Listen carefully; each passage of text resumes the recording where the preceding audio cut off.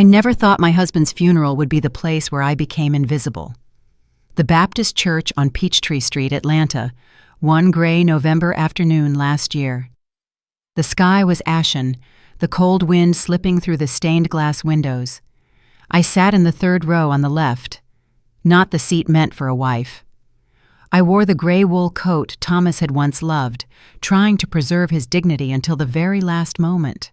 But in the front row, the seat that should have belonged to me, sat another woman, Monique Shank, a tight black dress, chestnut brown hair cascading over her shoulders, glossy leather heels, a dainty Chanel clutch in her hand. Tears fell on her cheeks so artfully that not a trace of mascara smudged. People whispered around me, "She's sitting in the front row, like she's real family." Then my son, Marcus Robinson, 33 years old, immaculate in a gray suit, stepped up to the podium. I leaned forward, heart pounding. I believed that in this moment, Marcus would mention his mother, the one who stayed up all night when he had asthma attacks, the one who gave up her career to raise him. Marcus drew a deep breath, his voice echoing, "Thank you all for coming to bid farewell to my father. But today, I want to give special thanks to one person." I held my breath. Miss Monique Shank, the one who stood by my father during the hardest years.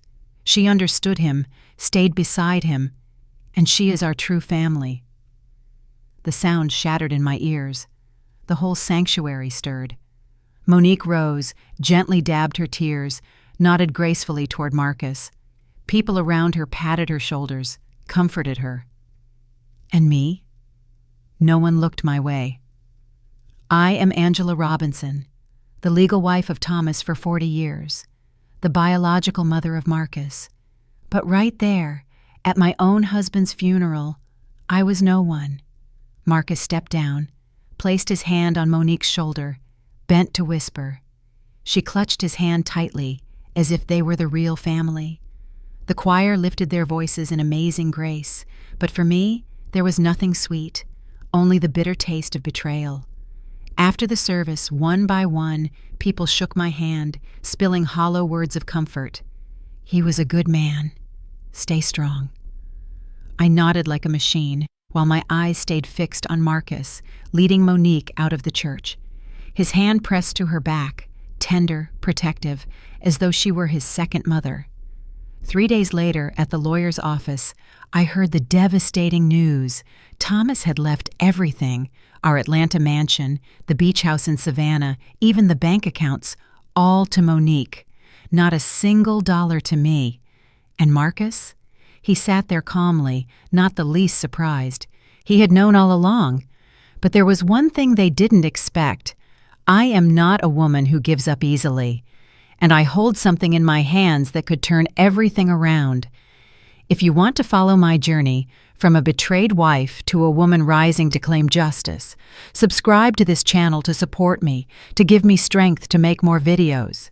And you, if you were in my place, at the funeral, betrayed by your own son who called his father's mistress true family, would you stay silent and endure, or rise and fight?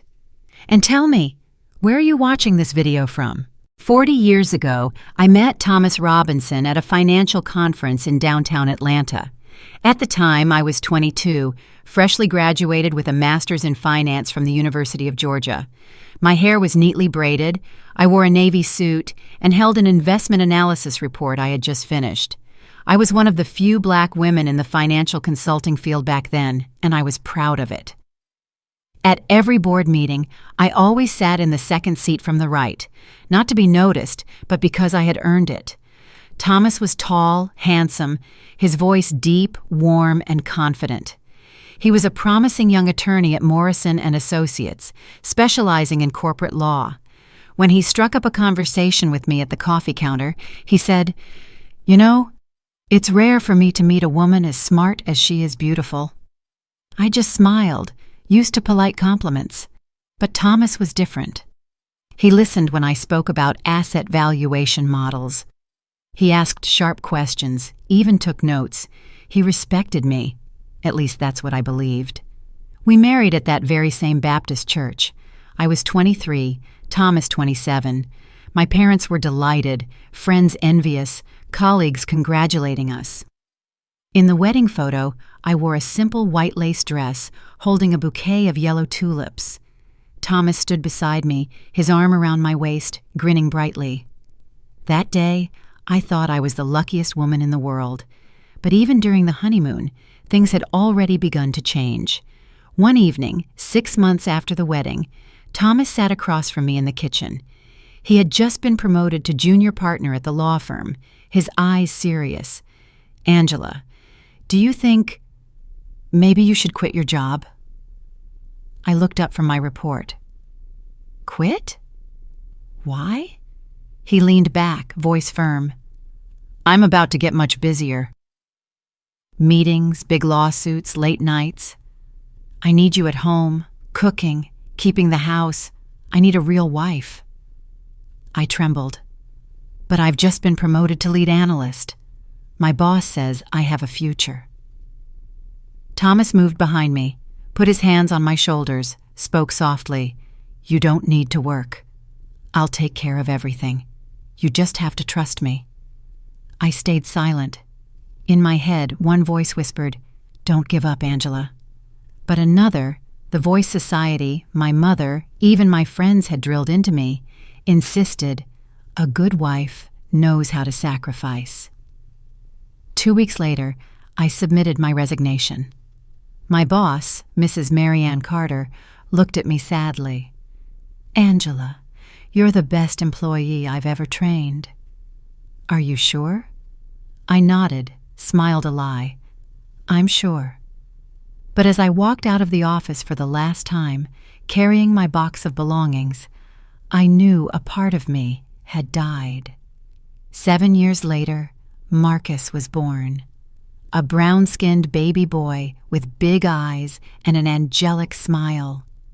I looked at him and told myself, this is the reason.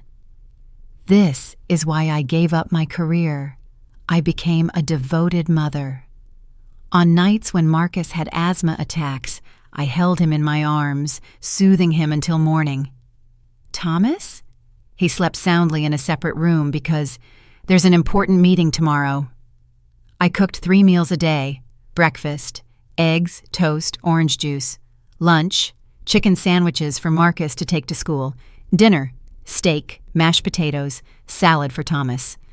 On weekends, I baked apple pies, chocolate chip cookies to take on picnics. I did the laundry, cleaned the house, drove Marcus to school, joined the PTA, organized birthdays. Thomas? He only knew work. Came home late, played golf on weekends. When I asked, "Could you spend time with your son?" he didn't lift his eyes from the laptop. "I'm working to support this family, Angela." Don't you understand? Every day was the same. In the morning, he left without saying goodbye.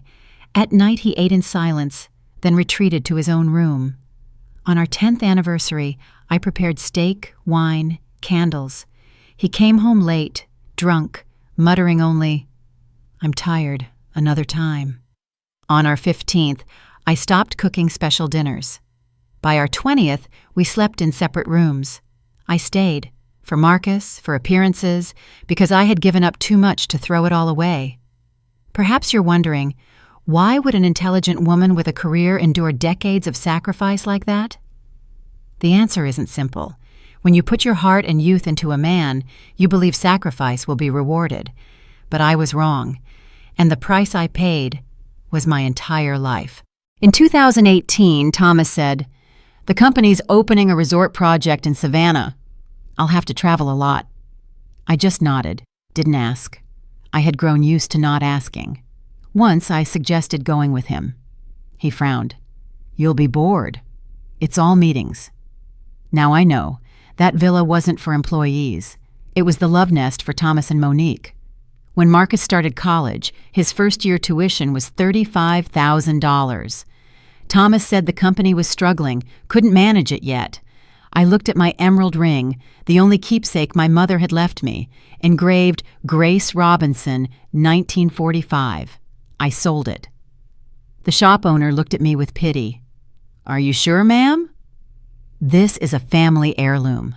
I swallowed my tears. My son needs tuition. He handed me $22,000. I paid Marcus's tuition. When I told Thomas, he only nodded. Good. I'll repay you later. But he never did. And later I learned, at that time he had transferred $50,000 to Monique. Sitting in that Baptist church that day, hearing Marcus thank Monique, old memories slashed through me like knives. 40 years of sacrifice, 40 years of giving up, and now I had nothing. When the funeral ended, I stood alone in the parking lot. Atlanta rain poured down, freezing cold. I opened my purse, took out my mother's pearl brooch, watched it glisten under the streetlight, and whispered, "Mother, I was wrong. I shouldn't have believed. I shouldn't have sacrificed. But now I will take back what is mine." A glass building on Peachtree Avenue, 12th floor. I arrived on time, wearing a brown cardigan, clutching an old handbag. Attorney Bernard Hamilton, 65, neatly combed silver hair, sat behind a large wooden desk. Marcus sat beside him, not looking at me. Hamilton opened the file, voice slow.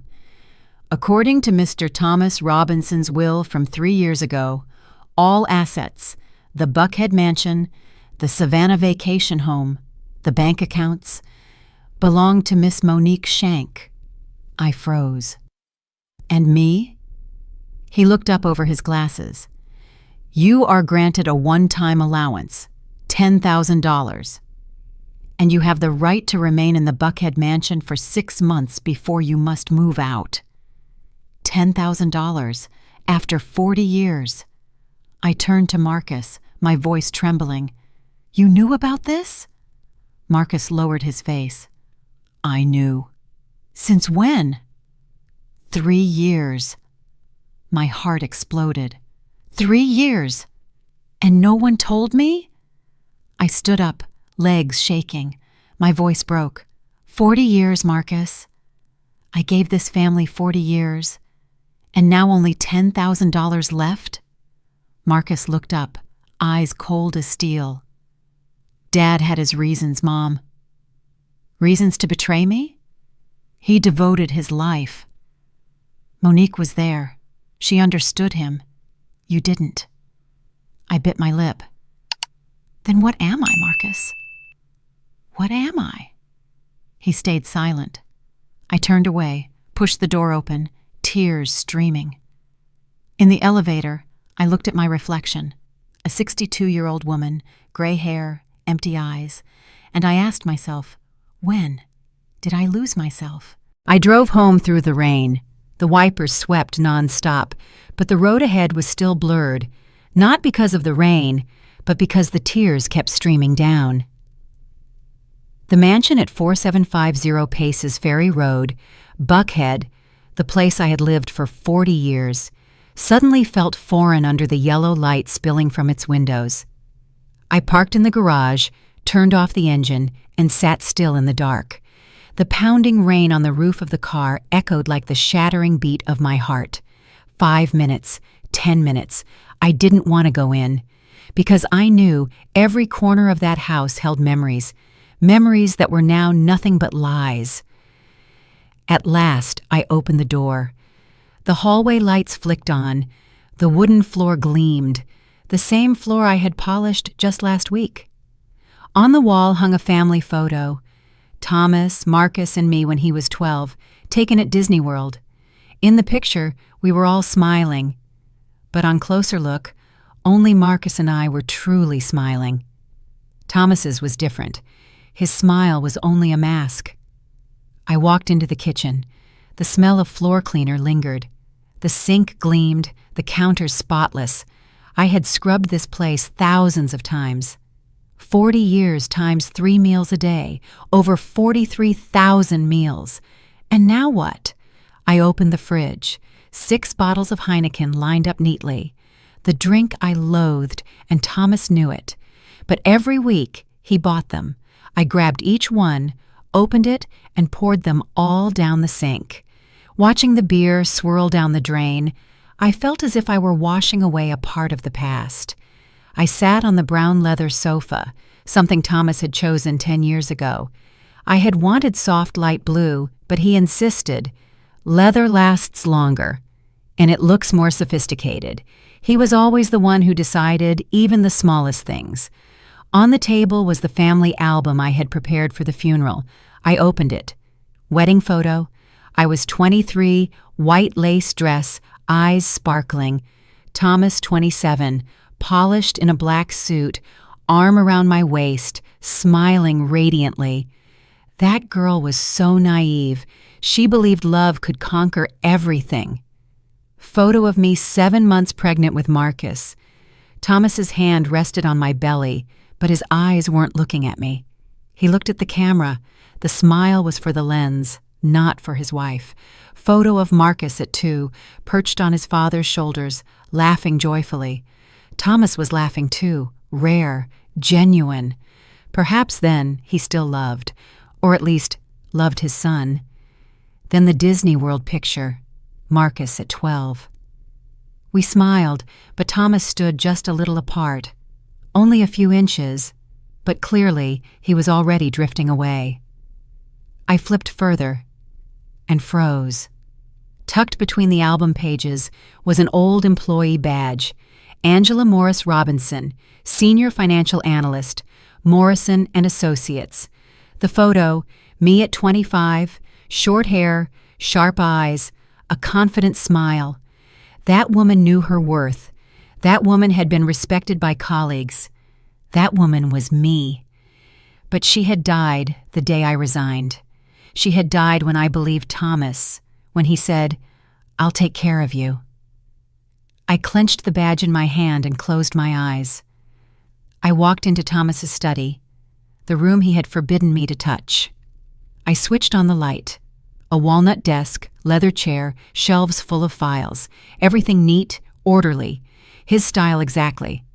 I opened each drawer. First, pens, sticky notes. Second, files. Third, locked. Locked? I searched for the key, couldn't find it. Then I remembered. Thomas always kept the ring of keys in the safe in our bedroom. The code to the safe was Marcus's birthday, 0815. I opened it. Inside was cash, documents, and indeed, the key ring. I brought it down, unlocked the drawer. Inside, a thick folder. The first page, property deed. Property deed. 247 Ocean View Drive, Savannah, Georgia. Owner, Monique Shank. Purchase date, June 15th, 2018. My chest tightened. 2018, the year Thomas said the firm was opening a resort project, when he traveled on business every month. So it had all been for her. The next page, an invoice for $250,000 withdrawn from the Executive Housing Fund of Morrison and Associates, a fund meant for executives, and Thomas was the manager. Alongside, correspondence from the real estate company confirming rental income from the villa, money transferred regularly into Monique's account. I turned the page. At this point, you might think I had suffered enough, but no, the truth I was about to see in the next photographs would be the fatal blow. Inside the folder was a plastic sleeve filled with photos. First photo, Thomas and Monique at a company event. His hand on her shoulder, his gaze tender, the kind of gaze I had never received. Second photo, Monique sitting on the porch of the Savannah Villa, cocktail in hand, evening sun behind her. Beneath, in Thomas's handwriting, "Savannah sunsets with you, my favorite escape." Escape? Escape from what? From me? The third photo, struck like lightning. Thomas, Monique, and Marcus. Marcus looked about 18, 19, just starting college. He stood between them, smiling naturally. The three of them looked like a real family. On the back, in Thomas's handwriting, "Our little family will be official one day." Their little family, not me. I dropped the photo, hands trembling. My heart pounded wildly. Marcus had known about this since he was 18, which meant for 15 years my son had been on their side. I collapsed to the floor, clutching my head. Tears fell onto the photo. I wanted to scream, but my throat locked tight. 40 years, all along, nothing but one long deception. That night, I lay in our old bed, stared at the white ceiling, listened to the fan whirring, cicadas outside the window. I turned left, where Thomas used to lie. His pillow still smelled of sandalwood cologne. I hugged it, crying like an abandoned child. I didn't cry because Thomas had died. I cried because I had finally realized this marriage had been dead for a long time, and I was the only one who hadn't known. At 5 a.m., I woke, eyes swollen but mind clear. I sat in the kitchen, in front of me the folder, the photos, the old ID badge. I looked into the eyes of the woman on the badge, Angela at 25, and whispered, "She isn't dead. She was only asleep, and now it's time to wake up." I opened my laptop, wrote an email to Ruth Lanier, an old colleague. "Ruth, I need your help. Thomas just passed away, and I discovered many things that aren't right. I think he committed financial fraud. Can we meet?" I pressed send. Then I searched on Google. Financial fraud and estate dispute lawyer Atlanta. The list appeared. I stopped at one name, Michelle Robinson, Robinson and Associates. Not a relative, but the same last name. I took it as a sign. I called, left a message. "This is Angela Robinson. I need consultation on financial fraud and an illegal will. Please call me back." I sat still in the empty kitchen. Atlanta's dawn cast golden light through the window, and I knew the battle had begun. The phone buzzed at 8 in the morning. A text from Marcus. "Mom, we need to talk. Java House on Peachtree, 2 p.m. today." "No, how are you, Mom?" "No, I'm sorry." Just a notice as cold as one sent to a coworker. I stared at the message, my heart racing. Part of me wanted to refuse, to say, "I have nothing more to say to you." But another part, the part that is still a mother, still hoped. Hoped Marcus would explain, would apologize, would admit he was wrong. I typed back, "Okay." Java House sits at the corner of Peachtree and 10th Street. It's the cafe I used to take Marcus to when he was little. He loved the caramel pudding there. Silky, just sweet enough pudding sprinkled with roasted almonds. Every time we came, he'd tug my hand and run in, eyes shining. "Mom! Pudding! Pudding!" Now Marcus is 33. No more hand-tugging, no more squeals of joy, only curt, chilly messages. I arrived 15 minutes early, sat at the table by the window, the same table we used to share. I ordered a black coffee, no sugar, no milk. I needed to stay clear-headed. At exactly 2, Marcus walked in. He wore a gray wool coat, black dress pants, polished leather shoes. The sides of his hair were shaved close, tied in a top knot above, the hairstyle of the young and successful. His face was stern, without a smile. He sat across from me, placed his black iPhone face down on the table, a sign that he could leave at any moment. "Hi, Mom." "Marcus." We didn't hug. No cheek kiss like before, just two strangers facing each other.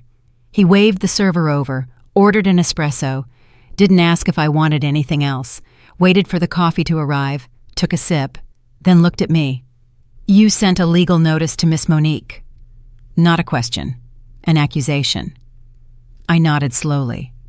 "Yes." I did. Marcus frowned, his voice cold. "Why would you do that?" "Ms. Monique hasn't harmed you." That sentence was like a slap.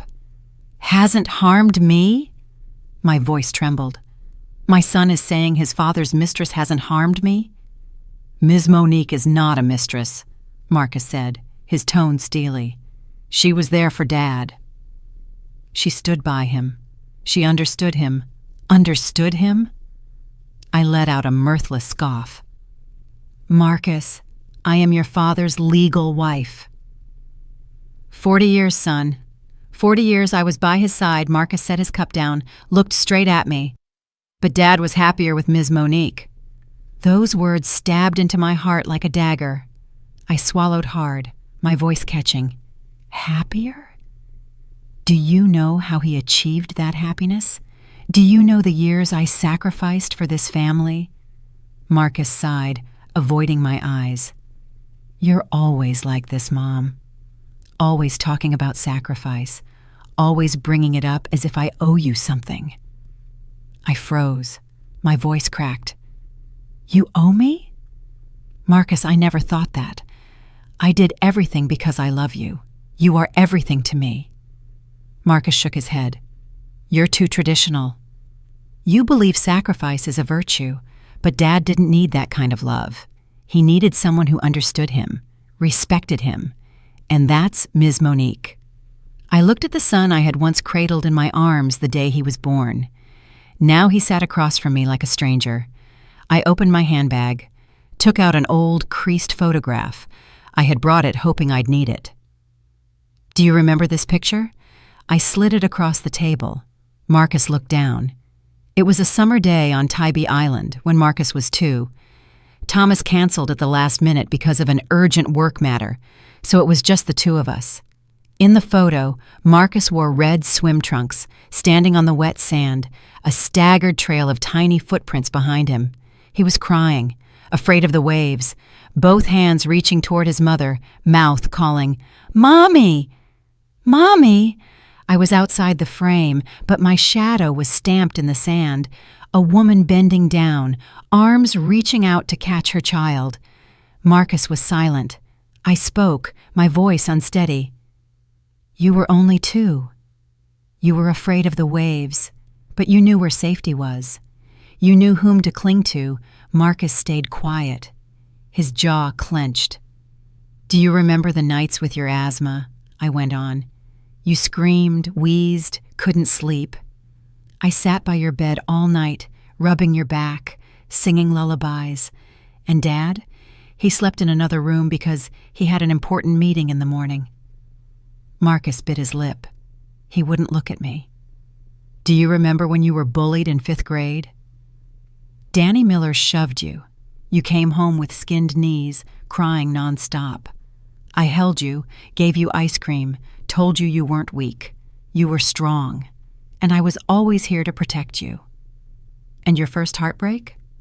17. She broke up with you. You locked yourself in your room for 3 days. I knocked every day. You didn't open. I sat outside and told you stories. At last you opened the door, and you hugged me and sobbed. Marcus looked up. For the first time I saw something stir in his eyes.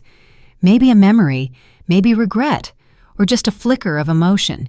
He exhaled, his voice softer. You did well. You were a good mother. But what, Marcus? But Dad needed to be happy too. He worked his whole life. He provided for the family. He deserved someone who understood him. I looked straight at him. And that someone couldn't be me? Marcus was silent. The answer lay in that very silence. If it were you, standing between childhood memories and harsh truth, whom would you choose? The one who held you through midnight asthma, or the one who made your father happier? Marcus's answer was about to come. But first, see the truth I laid before him.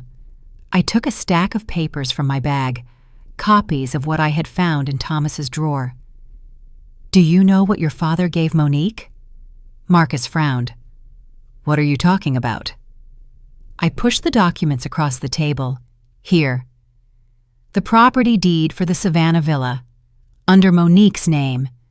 Purchase money from the Executive Housing Fund, the fund your father managed. $250,000. Company money. Marcus flipped through quickly, his brow furrowing. And here, I added, handing him another sheet, monthly transfers. From the firm to Monique's account, $50,000 a month. No service invoices attached. Marcus looked up. Ms. Monique consulted for Dad. Consulted on what? My voice hardened. What kind of consulting pays $50,000 a month? Do you know that in 2005, when the company was on the brink of bankruptcy, I borrowed $30,000 from Aunt Sarah and from your grandparents to save it? I even sold Grandma's emerald ring to pay your tuition." Marcus looked at me. For the first time, he seemed surprised. "And now," I continued, my voice trembling, "that money is sitting in Monique's account, funding a lavish villa in Savannah, the one your father called the company's retreat." Marcus shook his head sharply. "No, Dad isn't like that. He's a lawyer. He knows the law. He wouldn't—" "Right, he knows the law," I cut in, "and because of that, he knows how to skirt it, how to conceal, how to make everything look legal on paper." Marcus shot to his feet. The chair scraped. A few people in the cafe turned to look. "You're destroying Dad's reputation. You're disgracing this family." "Disgracing?" I stood too, my voice shaking. "You worry about your father's reputation? What about your mother's honor? I was humiliated at the funeral. I sat in the third row like an outsider. You didn't mention me. Do you have any idea what that pain feels like?" Marcus's fists clenched tight. Ms. Monique loved Dad. She didn't hurt anyone. Suing her will only make things awkward for everyone. I looked straight into the eyes that were so like mine, yet now felt foreign. Awkward?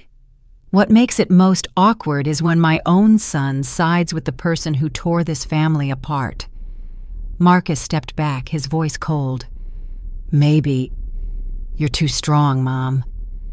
You never needed anyone. You did everything alone, then complained no one helped. Dad said he was tired of you." I felt my heart splinter. "I was strong because I had no other choice, Marcus," I almost whispered. "I was strong because your father wasn't home, because he was always busy, because I raised you alone, kept the home alone, endured the cold alone." Marcus shook his head. "Dad had his reasons. Reasons to betray me? To leave everything to his mistress? To erase me from the will?" Marcus didn't answer. He turned away, grabbed his phone. "I have to go, Mom."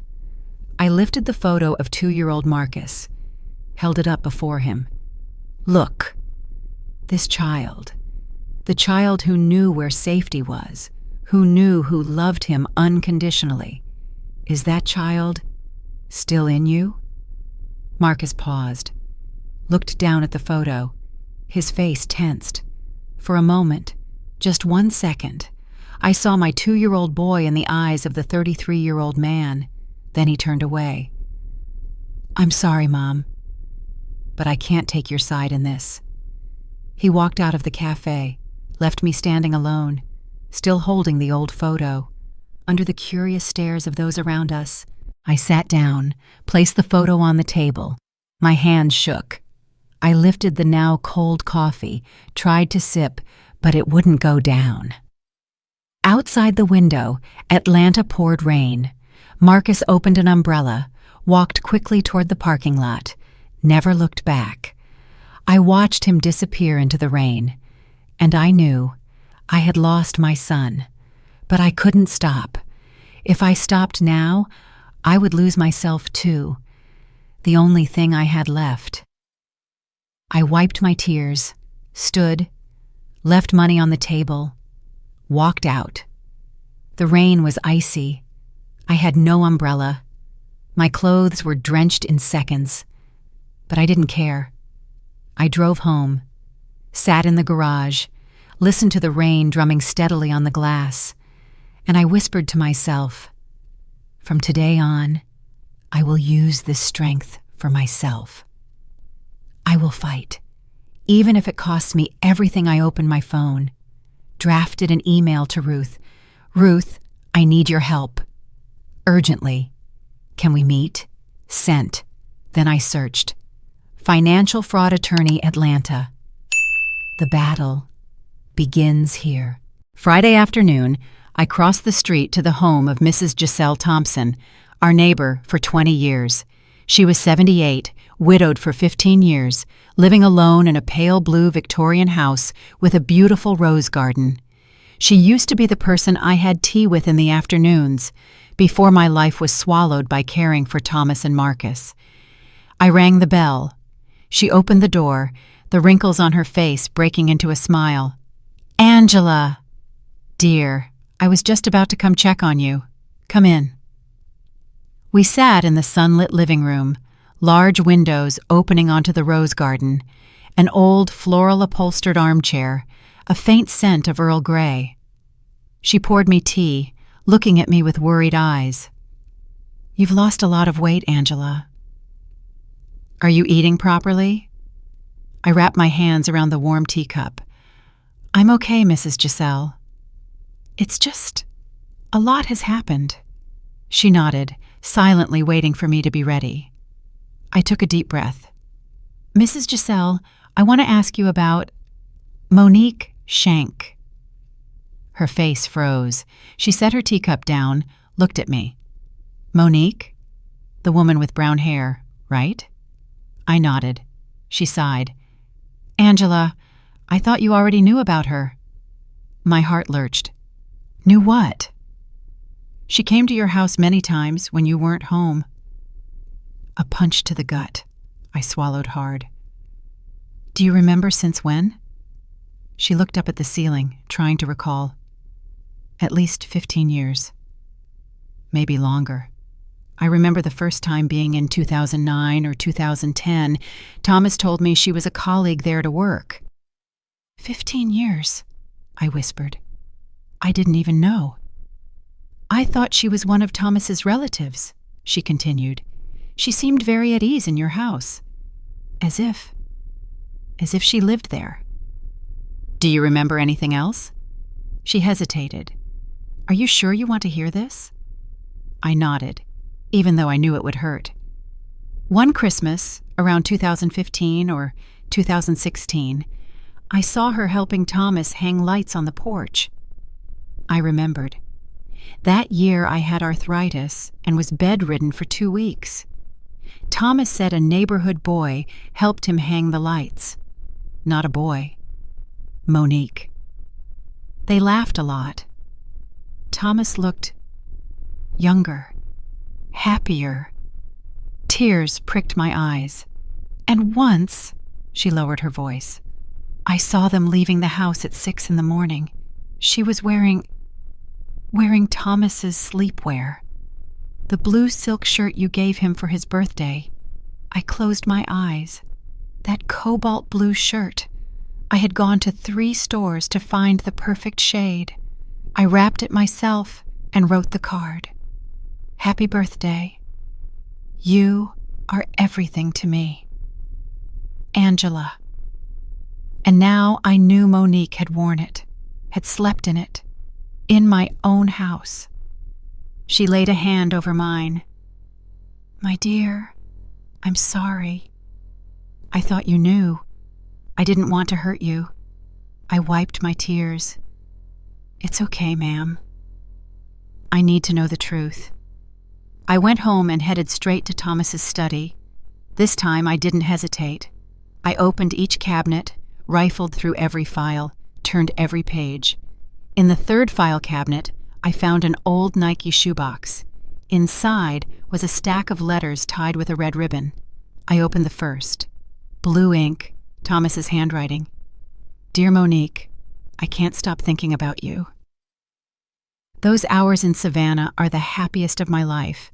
You make me feel young again, alive. Angela, she's a good person, but she doesn't understand me. She's too strong, too independent. I need a woman like you, gentle, understanding. I love you, Thomas. My hands trembled. I opened the 2nd letter.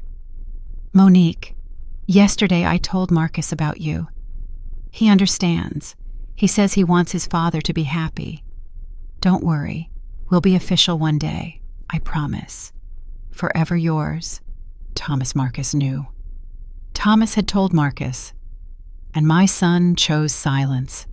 In the box, there were also letters from the property management company in Savannah. Dear Mr. Robinson, This is to confirm the monthly rental income from 247 Ocean View Drive. As agreed, we will continue managing the property under Ms. Shank's name and depositing all proceeds into her designated account. Property value has appreciated by 15% this year. Congratulations on an excellent investment. Best regards, Savannah Coastal Properties. Excellent investment. With whose money? Company money. And with the portion of labor that was mine. That evening, Ruth Lanier called back. Ruth is 5 years older than me, short white hair, round frame glasses, a seasoned finance expert. After retiring, Ruth freelanced for small businesses. Angela, I read your email. What do you need me to help with? I told her everything. Monique, the will, the suspicious transactions. Ruth was quiet for a moment, then said, "That sounds serious." If true, this isn't just marital betrayal. This is financial fraud. Can you help me find evidence? Do you still have Thomas's company account passwords? I remembered Thomas had given me the password so I could check his email when he traveled. I didn't know if he'd changed it. I'll try. I opened my laptop and went to the Morrison & Associates login page. Username, Trobinson at morrison-law.com. Password, Angela, 1985. Enter. Access denied. I tried. Marcus 0815, access denied. I thought. Thomas liked easy-to-remember passwords. I typed, Savannah 2018. The screen spun, then granted access. If you were me at that moment, which would you open first? Emails or the internal fund documents? One is raw emotion, the other, cold numbers. I chose both. Because the truth doesn't just sit in words of love. It is laid bare in the flow of money. I went into emails and searched. Monique Shank. Hundreds of messages appeared. I opened the most recent, sent 3 months before Thomas died. From Thomas Robinson. To Monique Shank. Subject, transfer confirmation. Mon, I've completed the transfer of $50,000 to your account as discussed. This should cover the renovations at Savannah. Let me know if you need more. The lawyer confirmed the will is finalized. Everything is in your name now. Angela won't be able to contest it. I made sure of that. Love, T. I reread the last line. Angela won't be able to contest it. I made sure of that. Thomas had planned ahead. He knew I would object and had found a way to block me. I kept digging. A hidden folder named Executive Housing Fund. Inside were dozens of Excel files. I opened the most recent. A table crammed with disbursements. June 2018. Transfer to Savannah Coastal Properties, $250,000. July 2018. December 2024. Monthly transfers to Monique Shank, $50,000 per month. Total transferred, $3,950,000, nearly $4 million. In 6 years, Thomas had transferred nearly $4 million to Monique from the company fund. I took screenshots of everything, saved them to a USB, printed them out. I called Ruth, my voice shaking. Ruth, I found it. Nearly $4 million. From the company fund to Monique, Ruth drew a sharp breath. $4 million? Angela, that's a criminal offense. This is no longer a civil dispute. Can you help me analyze these transactions? I need clear evidence to take to court. Send me the files. I'll prepare a detailed report. But Angela, what? Are you sure you want to go all the way? Once you sue, everything becomes public. Thomas's reputation, Marcus's, the whole family, will be affected. I paused, then said firmly, They took 40 years from me, Ruth. I have nothing left to lose. Reputation? I don't care. I want justice. Ruth sighed. Okay. I'll help you. Ruth sent a 20-page PDF. Financial Analysis Report, Robinson Estate Fraud Investigation. It stated clearly, Total amount of illegal transfers, $3,950,000. Source of funds, Executive Housing Fund. Recipient, Monique Shank. Period. 2018 to 2024 legal assessment. These transfers lack legal basis. There is no consulting services contract, no invoices or supporting documents. This constitutes embezzlement and financial fraud. I finished reading, closed my eyes, and inhaled deeply. This was exactly the evidence I needed.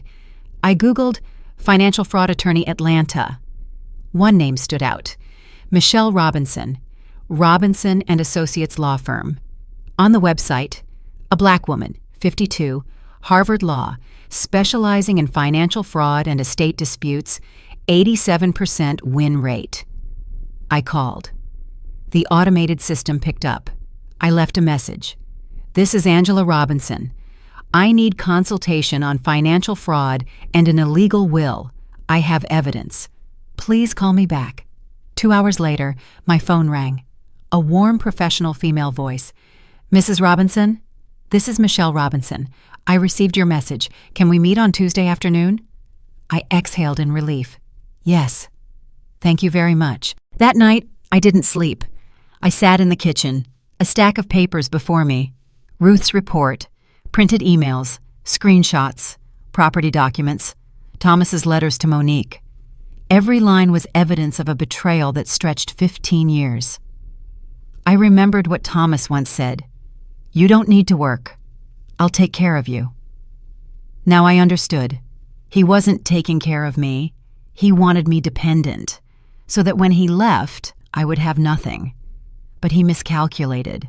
I, Angela Morris Robinson, was once a finance professional. I know how to read reports, how to find loopholes, how to fight. And in this battle, I will win. I opened my laptop and typed a final email to Ruth. Ruth, thank you for your help. I'll meet the attorney on Tuesday. I will sue Monique. I will take back what belongs to me. And more importantly, I will prove that the truth never dies. Angela, send. I stepped onto the porch and looked up at the Atlanta night sky. A crescent moon, sparse stars, a cold wind. But inside me a fire was blazing. The Robinson and Associates building occupied the 20th floor of a glass high-rise on Peachtree Street, overlooking downtown Atlanta. I walked into the lobby, arms holding a brown leather briefcase that contained all the evidence, Ruth's 20-page report, hundreds of pages of emails, screenshots, property documents. The receptionist was a young black woman with cornrows, smiling. "Good afternoon. Do you have an appointment?" "Yes, Angela Robinson, with attorney Michelle Robinson at 2 o'clock. Please have a seat for a moment." I sat on a black leather sofa, looking out the window. Atlanta's sky was clear, sunlight slanting through the glass and striping the polished wood floor. 5 minutes later, a woman stepped out. Michelle Robinson was about 5'7", slim in a charcoal suit, short hair in soft waves, gold-rimmed glasses, a stern face, but warm eyes. She extended her hand. "Mrs. Robinson, I'm Michelle. It's a pleasure to meet you." I stood and shook it. Her hand was warm and firm, the handshake of someone who knows exactly what she's doing. "Thank you for making time for me. Please come into my office." The office was spacious, minimalist. A walnut desk, 2 leather chairs facing each other, bookshelves up to the ceiling. On the wall hung her Harvard Law diploma and awards. Michelle invited me to sit, then asked, "Have you prepared the documents?" I opened the case and set a thick file on the desk. "This is everything I found." Michelle turned the pages. Her eyes moved quickly, pausing now and then, brows knitting, jotting notes. 15 minutes later, she looked up. "Mrs. Robinson, do you realize this is a very big case?" I nodded. "I do. The fraudulent amount is nearly $4 million. This isn't just an estate dispute. This is a criminal matter, embezzlement, financial fraud. If we win, Ms. Shank could face prison time. I looked straight into her eyes. Do you think we can win? Michelle nodded slowly. Yes. Your evidence is solid. But understand this, once we file, everything becomes public. The press will write, acquaintances will gossip. Your son may drift further away. I swallowed, but kept my voice firm. Marcus has already chosen their side. I have nothing left to lose. I just want justice. Michelle gave a knowing smile. Good. Then let's begin. 2 weeks later, Michelle and her team worked nonstop. I came to the office every day, adding documents, answering questions, signing papers. We prepared a 45-page complaint, itemizing each fraudulent transaction. 87 exhibits, emails, real estate contracts, financial statements, correspondence. 5 witnesses, Ruth Lanier, Mrs. Giselle Thompson, 2 of Thomas's former colleagues, and a forensic accounting expert. Michelle said, "We're not just challenging the will. We are suing for fraud. We will demand that Monique Shank return the entirety of the unlawful funds, plus interest, and we will ask the court to invalidate the will on the grounds of deceit." I nodded. Do it. On filing day, the news spread fast. The Atlanta Journal-Constitution ran the headline, "Widow sues late lover for $4 million fraud." My phone buzzed nonstop. Friends, acquaintances, even people whose faces I barely remembered called to ask. The one person I wanted to hear from, Marcus, stayed silent. By evening, a text. "What are you doing, Mom? Do you know you're destroying this family?" I sighed and replied, "Son, I'm not destroying the family. I'm protecting what belongs to me." What your father and Monique took, Marcus called immediately. I picked up. "Hello? Do you know what the papers are saying? They're calling Dad a fraud. They're saying our family is filthy. People point at me in the street." His voice shook with anger. I tried to stay calm. "Do you know what 40 years of betrayal feels like? Do you know what it is to sit at your husband's funeral like you're invisible?" "But suing Ms. Monique won't solve anything." "No, Marcus. Suing is how I take back what's mine, how I prove your father was wrong, and how you, my son, learn that women are not things to be discarded." Marcus went quiet for a moment, then said coldly, "You'll regret this, Mom," and hung up. If it were you, with your angry son on one side and justice calling on the other, what would you choose? I chose to keep going. Because beyond the courthouse doors, truth is no longer words. It is evidence. An April morning at the Fulton County Courthouse, Atlanta. Courtroom number 7. High ceiling, rows of oak benches, a raised bench, the U.S. flag beside the judge's chair. I sat at the plaintiff's table next to Michelle. Across at the defense table sat Monique Shank with her attorney, Gerald Hayes, a white man about 60, navy suit, silver hair slicked back. Monique wore a modest black suit, hair in a high bun, light makeup. She was trying to play the wronged woman. But I knew the truth. The door opened. Everyone stood. All rise for the Honorable Judge Lorraine Hughes. Judge Lorraine Hughes, a black woman around 65, silver hair pulled back, a stern face, took the bench and struck the gavel. "Be seated. We are commencing the matter of Angela Robinson versus Monique Shank." Michelle rose and moved to the well, her voice clear and steady. "Your Honor, this is not merely about money. This is about fairness. It is the story of a woman who devoted 40 years to her family, only to be betrayed systematically, deliberately. While Mrs. Angela kept the home, Mr. Thomas Robinson secretly diverted millions from his firm to build another life with defendant Monique Shank. We will prove that. 1. Mr. Robinson embezzled nearly $4 million from the firm's fund. 2. The transfers to the defendant have no legal basis. 3. The current will is invalid because it was executed under fraud. We ask the court for justice." Michelle sat. I looked over at Monique. She sat ramrod straight, face impassive. Gerald Hayes stood, voice low, confident. "Your Honor, my client, Miss Shank, is diligent and honorable.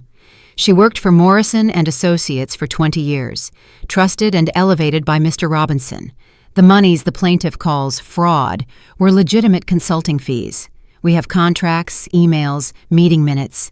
The truth is, Mrs. Robinson cannot accept that her husband no longer loved her. She is using the law for revenge." My blood boiled. Michelle placed a hand over mine and whispered, "Steady." Ruth took the stand, was sworn in, and sat. Michelle asked, "You're a finance professional?" "Yes, over 30 years of experience. You reviewed the transactions between Morrison and Associates and Miss Shank?" "I did." "Your assessment?" Ruth looked directly at the judge. "These transactions have no basis. No formal consulting contract, no service reports. The transfers occurred outside audit protocols. This is a clear sign of fraud." Gerald sprang up. "Objection! The witness is drawing a legal conclusion." The judge rapped the gavel. "Overruled. The witness may provide expert opinion. Proceed." Mrs. Giselle took the stand, hands slightly trembling, and was sworn in. Michelle asked, "How long did you live next to my family?" 20 years. "Did you see Miss Shank come to our house?" "Yes, many times. Can you describe specific instances?" She recounted. "The times Monique came when I was away. The Christmas she helped Thomas hang lights, the morning she saw Monique wearing Thomas's blue silk shirt." The courtroom fell silent, a few whispers rippling through. Gerald, "Objection! Hearsay, no probative value." Judge, "Overruled." The witness is recounting what she personally observed Gerald called Monique. She was sworn in, sat, hands neatly folded. "How long did you work for Morrison and Associates?" Gerald asked. 20 years. "Did you consult for Mr. Robinson?" "Yes. Business strategy, project management, client relations." "Were those payments your fees?" "Yes." Michelle stood. "Cross, Your Honor." She approached. "You say you provided consulting. Do you have a formal contract?" Monique faltered. "We had a verbal agreement." "A verbal agreement?" "With a major law firm like Morrison and Associates, where every contract is in writing." "Why is yours verbal?" Monique said nothing. "Did you submit monthly service reports?" "I reported directly to Mr. Robinson." "In writing?" "No." Michelle turned to the judge. "Your Honor, no contract, no reports, no documentation." "This is not consulting. This is embezzlement." Michelle opened her laptop and projected an email on the screen. From Thomas Robinson to Monique Shank. Subject, transfer confirmation. "Mon, I've completed the transfer. Angela won't be able to contest it. I made sure of that. Love, T." Michelle asked, "Ms. Shank, is this an email Mr. Robinson sent you?" Monique looked down. "Yes." "Angela won't be able to contest it." Mr. Robinson anticipated his wife's objection and took steps to prevent it. "Do you deny that?" Monique did not answer. After 3 days of trial, Judge Lorraine Hughes delivered the ruling. The court has reviewed all evidence. It finds that the transfers from Morrison and Associates to Ms. Monique Shank lack legal basis. This is financial fraud. The judgment is as follows. 1. Ms. Monique Shank shall return $3,950,000 to the estate of Mr. Thomas Robinson, plus interest at 7% per annum. 2. The Savannah Villa shall be sold at auction, proceeds to be deposited into the estate. 3. The current will is partially void. Mrs. Angela Robinson shall receive 70% of the estate. Ms. Shank shall receive nothing. Gavel. The courtroom went still for a beat. Then applause rose, from Ruth, from Mrs. Giselle, from those who supported me. Monique collapsed into her chair, face pale. Her attorney whispered, but she stared blankly. Michelle turned to me, smiling. "We won, Angela." I nodded, tears spilling over, not from sorrow, but from release. I looked to the back of the room. Marcus sat in the last row, his face ashen. He looked at me, for the first time in months, and in his eyes, something had changed. Perhaps regret, perhaps recognition, or just confusion. But I understood one thing. I was no longer waiting for my son. I had found myself again. I stepped out of the courthouse into a beautiful, sunny Atlanta afternoon. A light breeze swept through, golden leaves blazing across the sidewalk. Ruth and Mrs. Giselle walked beside me. Michelle followed behind, still on the phone with her office. "Angela!" Ruth squeezed my hand. "You did it! You won!" Mrs. Giselle hugged me, her voice trembling. "Dear girl, I'm so proud of you." But the only person I wanted to hear from, Marcus, had vanished. I scanned the parking lot for his gray Tesla. Nothing. He had left right after the judge read the verdict. Michelle came over. "Angela, would you like to hold a press conference?" "A few outlets want to interview you." I shook my head. "No, Michelle." "I just want to go home." Michelle nodded, understanding. "All right.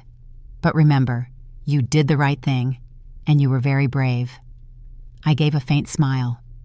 "Thank you. Thank you, everyone." I drove back to 4750 Paces Ferry Road, the house that was now officially mine. The court had returned the title, but when I stepped inside, the place was still empty. No more Thomas calling from the study. No more Marcus's footsteps thundering down the stairs. Only silence, thick and heavy. I set my bag on the kitchen table and opened the fridge. Bare. I had forgotten to buy groceries. These past months, I'd been living on coffee and sandwiches. I closed the fridge, walked into the living room, and sat on the brown leather sofa, the one Thomas chose, the one I once hated. But now it was mine. I looked around. The wall art, the coffee table, the crystal chandelier. Everything just as it was when Thomas was alive, except no one was here. I took out my phone and opened contacts. Marcus Robinson sat at the top. I tapped call. 1 ring, 2 rings, 3. "The number you have dialed is not available." He declined the call. I texted, "Marcus, I just want to talk to you. Could you call me back?" Sent 1 check, then 2. Read. But no reply. 1 hour, 2 hours, still nothing. That night I lay staring at the ceiling. The fan turned slowly. Its shadow cast endless circles on the wall. I had won. I had my house back. I had part of the assets back. I had proved Monique was a fraud. So why did I still feel hollow? Because victory didn't bring me what I truly wanted. Family. Thomas was gone. Marcus had pulled away, and I, 62 years old, lived alone in a house far too big. I turned over, hugged a pillow, and cried, quietly, alone in the dark. If it were you, faced with a thunderous victory and a silent home, what would you do next? Clutch your loneliness, or choose yourself again? My answer began the next morning. A week went by. I called Marcus every day. Every day it was declined or unanswered. I drove to his apartment in Midtown Atlanta, a modern building on the 23rd floor. I parked, looked up at his windows. Lights off. Maybe he wasn't home, or maybe he was avoiding me. I sat in the car for an hour, waiting.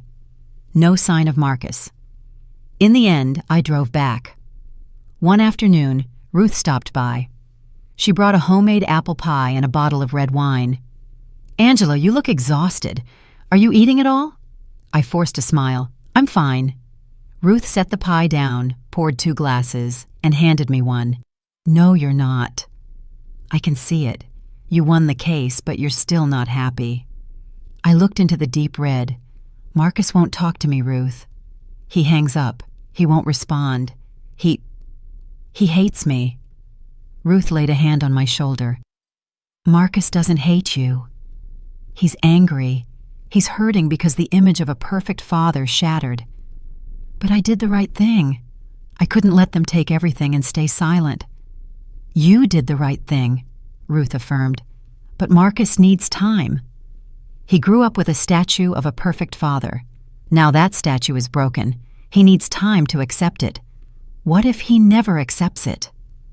Ruth looked at me, gentle but resolute. Then you still have to live, Angela.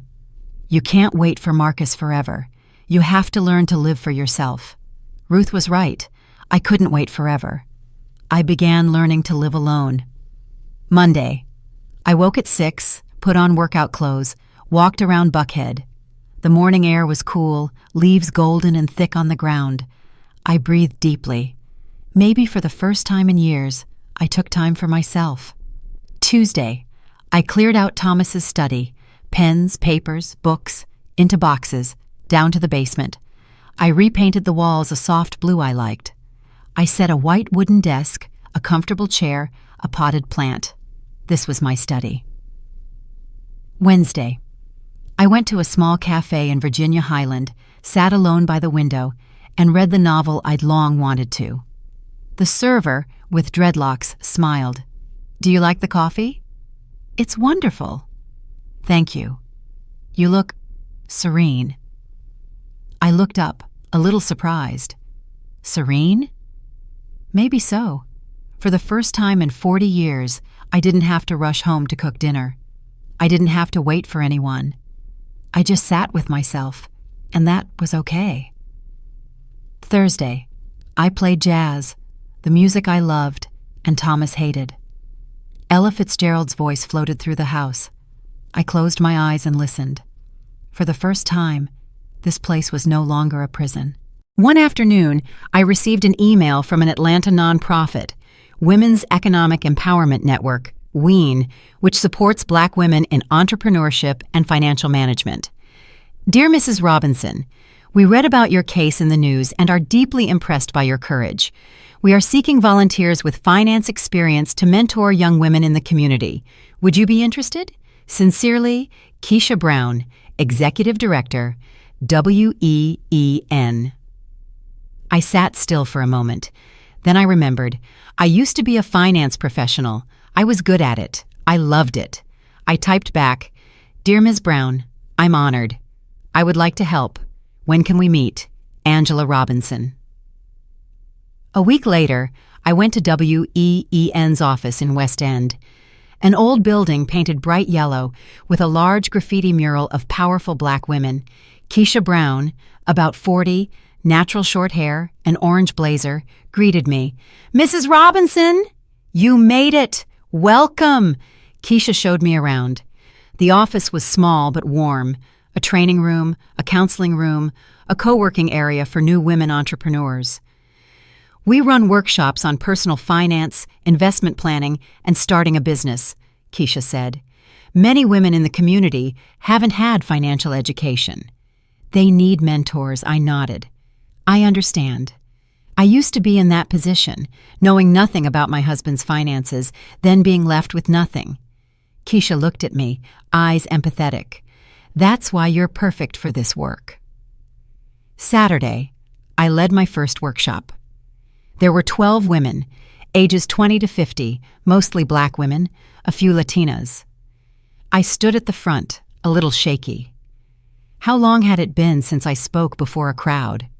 40 years? I took a deep breath and began. Hello, everyone.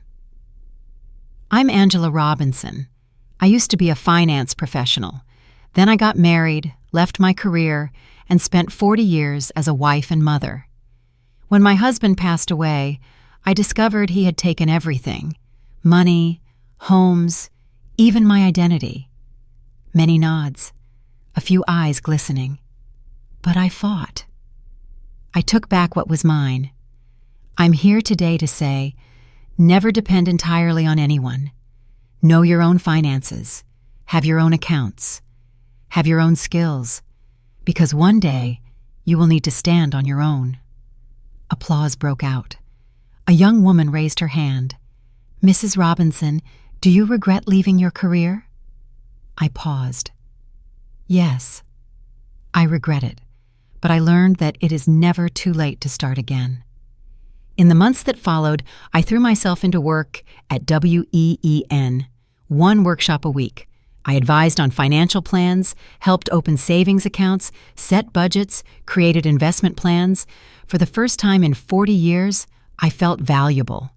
Not because I was someone's wife, not because I was someone's mother, but because I was Angela Robinson, a woman with knowledge and experience who could help others. I also started traveling, short trips to Savannah, the first time I went there as myself, Charleston, Nashville. I traveled alone, stayed in small hotels, ate at local restaurants, met strangers, listened to their stories. One night I sat on the porch, the bright moon hanging over Atlanta's sky. A cool breeze drifted through. I held a hot cup of tea and listened to the crickets. I thought about Thomas, about Marcus, about the 40 years behind me, and I realized I didn't regret suing Monique. I didn't regret fighting for myself. The only thing I regretted was not living for myself sooner. But now, it wasn't too late. I whispered into the night, I may have lost a husband, I may have lost a son, but I have never lost myself. And from now on, I will live, truly live, for Angela Robinson. March 2027. My father, Harold Morris, passed away at 92 from heart failure. He went peacefully in his sleep at a nursing home in Decatur, Georgia. The funeral was held at a small Baptist church in East Atlanta, where my parents had attended services for 50 years. That morning was bright and sunny. Unlike Thomas's funeral, no rain, no cold wind, just warm spring sunlight filtering through blooming cherry blossoms. I arrived early in a simple black suit. My silver hair fell naturally. I no longer dyed it. Sarah, my younger sister, flew in from California and hugged me tightly. "Sis, you look so much better." I smiled. "So do you." After the lawsuit, Sarah and I made amends. She understood I had to fight. She apologized for the years apart. The service began at 10. Around 50 people attended, relatives, longtime friends, a few of my parents' former colleagues. I sat in the front row, Sarah beside me. We sang hymns, prayed, and listened to the pastor read scripture. Then the church door opened. I turned. Marcus. He wore a dark gray suit and a black tie.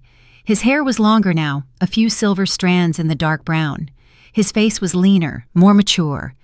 But the eyes, those brown eyes just like mine, were still my son's. He stood in the doorway, scanned the room, then looked straight at me. My heart hammered. 2 years. 2 years without seeing him. 2 years without speaking. 2 years of asking myself, do you still love me? Marcus walked in slowly and sat in the last pew. He didn't come to me, didn't speak. He just sat there, looking down at the hymnal. We went to Westview Cemetery, where my parents had purchased plots long ago. My mother, Grace Morris, had rested there since 2015. Today, my father would lie beside her. The casket was lowered. The pastor prayed. People cast flowers.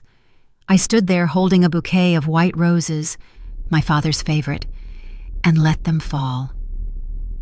Goodbye, Dad. I love you. As people drifted away, I remained by the grave. Sarah put a hand on my shoulder. Sis, head back first. I'll finish up with the funeral home. I nodded. Sarah walked off. I thought I was alone, but I wasn't. When I turned, Marcus was still there, a few yards away, holding a bouquet of white carnations. We looked at each other, a light breeze, leaves falling around us, birds calling from afar.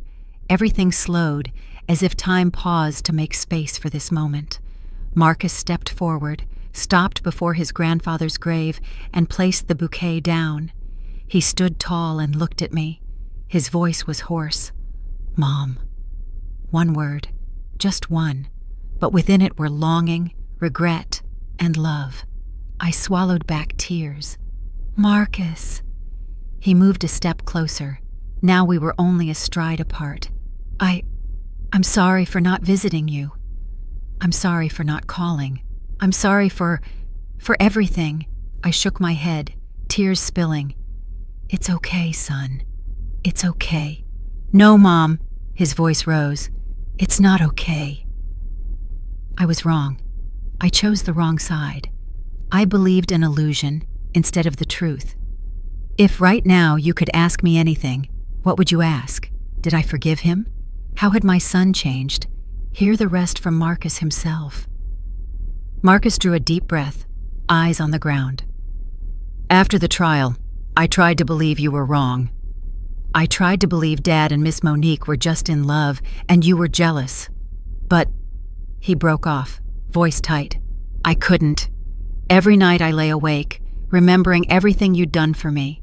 The nights you stayed up when I had asthma, you protecting me at school, you holding me when I cried. I realized I'd betrayed the one person who loved me unconditionally. I wept without stopping. Marcus cried too, his voice breaking.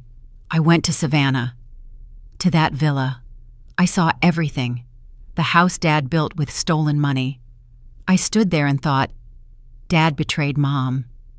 Dad betrayed our family, and I helped him do it. He looked up, eyes red. Then I went to see Ms. Monique. I asked, did you truly love my father, or did you only love his money? She didn't answer. She only said, your father was a good man. That's when I knew. I knew you were right. Marcus stepped forward and took my hand. Mom, I'm sorry. I'm sorry I didn't believe you, for abandoning you when you needed me most. I'm sorry I was a terrible son. I shook my head and squeezed his hand. You're not terrible. You were lost, and now you found your way back. Marcus hugged me tightly, as if afraid I'd vanish. He buried his face in my shoulder, sobbing. I missed you so much. I missed you to the point of madness. I stroked his hair, just as I had when he was small. I missed you too, Marcus. I missed you every day. We sat on a stone bench near my father's grave. Marcus told me about the past 2 years. I went to therapy, Mom, a family relationships psychologist. I talked about Dad, about you, about Monique. She helped me see I'd spent my life trying to please Dad. I wanted him to be proud, but he was always busy, always absent.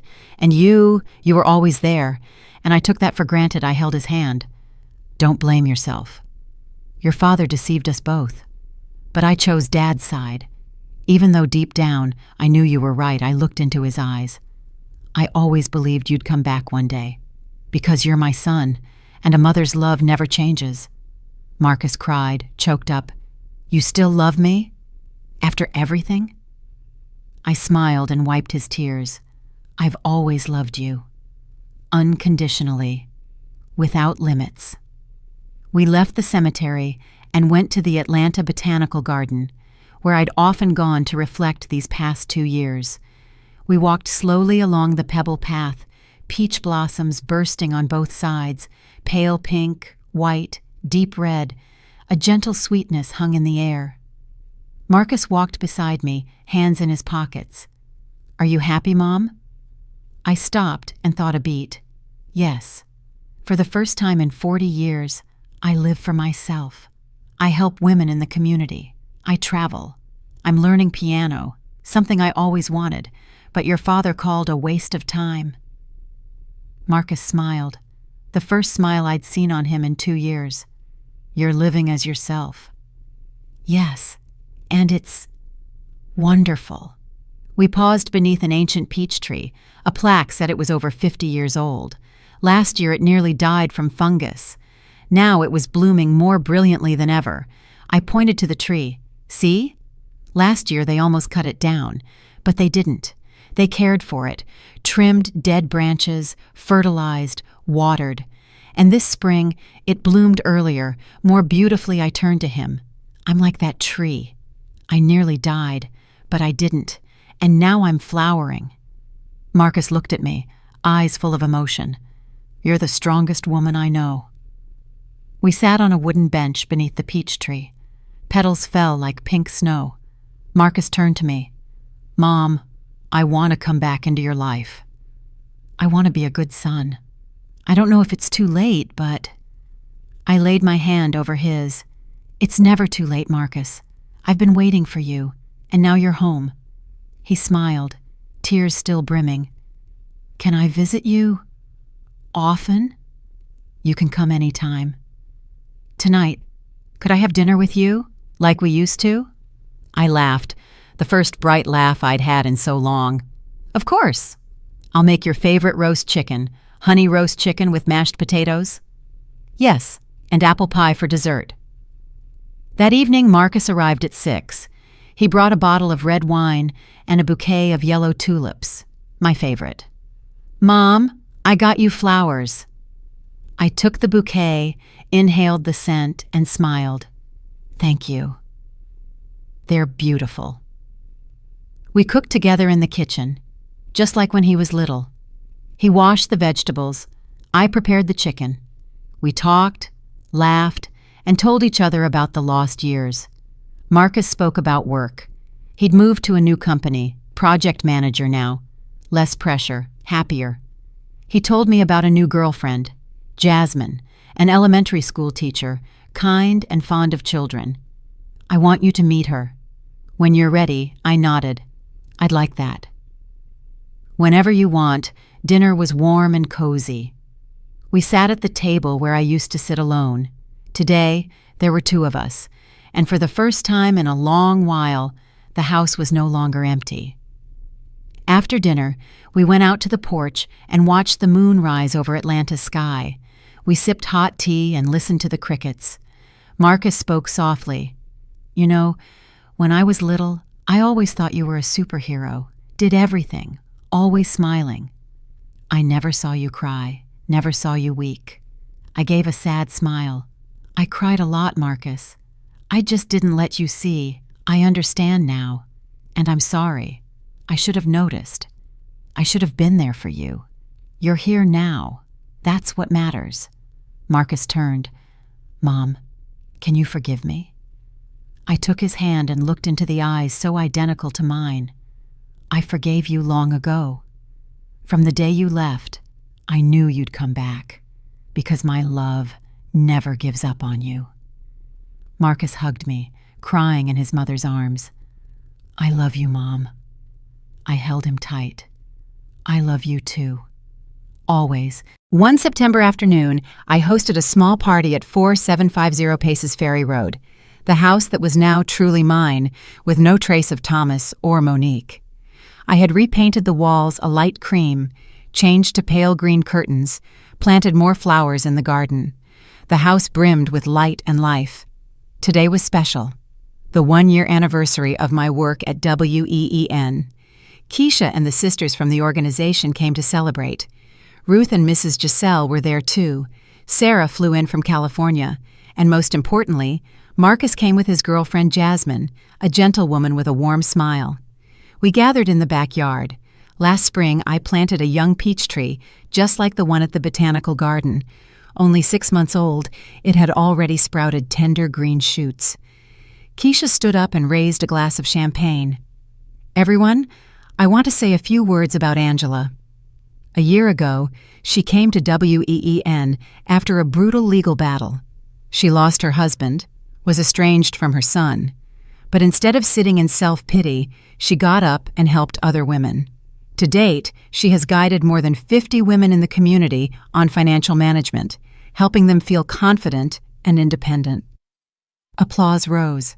I stood, a little shy. Thank you, Keisha. But in truth, it's you sisters who have helped me more. You gave me a reason to keep going. You gave me purpose. You gave me hope. Marcus stood, holding a glass of juice. He'd quit drinking and was living healthier. I'd like to say a few words about my mother as well. The garden fell silent. All eyes turned to Marcus. 2 years ago, I made the biggest mistake of my life. I abandoned my mother when she needed me most. I believed lies instead of the truth my mother had lived for 40 years. But my mother did not give up on me. She waited. And when I came back, she forgave me, without a word of blame. Marcus turned to me, eyes red. Mom, I want to say this in front of everyone. I'm proud of you. I'm proud that you're a warrior. I'm proud that you fought not only for yourself, but for so many women who have been betrayed, cast aside, and belittled. You taught me the most important lesson. It is never too late to stand up for yourself. It is never too late to find yourself again. And true love never gives up. Thunderous applause. I stepped forward to hug my son, tears streaming. Thank you, Marcus. Thank you for coming back. If this is the first time you've told yourself, I'm going to start over, what small thing will you begin with? A phone call you've been afraid to make? A class you've postponed? Or simply allowing yourself to hope one more time? Everyone fell quiet. I stood in the garden, beneath the young peach tree, looking at the loving faces who had walked with me. I took a deep breath and began to speak. 5 years ago, I stood in a church at my husband's funeral and felt invisible. I thought my life was over. I thought I was no one. I paused, looking at Marcus. But I was wrong. My life wasn't over. It was just beginning. I looked toward Keisha and the women of WEEN. I learned that we are not just someone's wife, not just someone's mother. We are ourselves, with our own dreams, our own value, our own strength. I looked at Ruth and Mrs. Giselle. I learned that it is never too late to reclaim what belongs to you. It is never too late to fight for justice. I looked at Sarah, and I learned that family is not only blood. Family is those who stand beside you when you fall, those who believe you when the world doubts. My voice trembled slightly but held steady. For 40 years, I lived to someone else's rhythm. I danced to music someone else chose. But now, I smiled, lifted my gaze to the blue sky.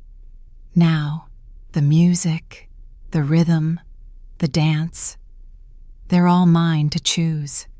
And that is wonderful. I walked to the young peach tree and placed my hand on its trunk. Do you see this tree? Last year, I planted it. Many people said, it's too small, it'll never make it through winter. But I still planted it, still watered it, still cared for it. And you know what? I smiled. This past spring, it sprouted. Next spring, it will bloom. Maybe not as much as an old tree, but it will bloom. Because it's alive. Because it didn't give up. I turned back to everyone. So are we. No matter our age, no matter how much pain we've been through, we can bloom again.